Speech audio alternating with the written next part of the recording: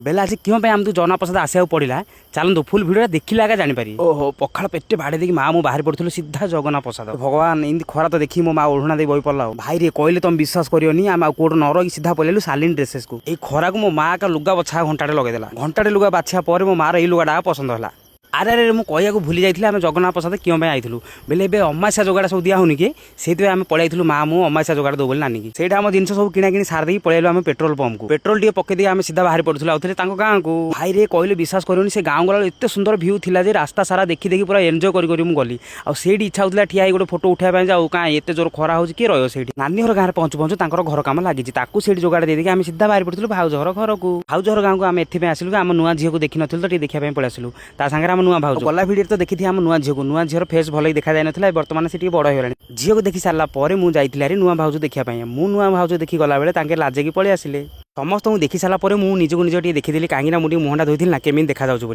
टुडू टाणा एत सब मजामस्ती पर आम सीधा पलि आसलु जगन्नाथ प्रसाद को जगन्नाथ प्रसाद पहुँचु पहुँचु इच्छा है बांक भाई दुकान आउ थे चिकेन पकड़ा खायापी से मुझे अर्डर कर चिकेन पकड़ा एमती सब कम सारू सारू आमर हो जाता है राति भिडियोटी भल लगी लाइक फॉलो शेयर निहाती करेंगे रोचे जय जगन्नाथ।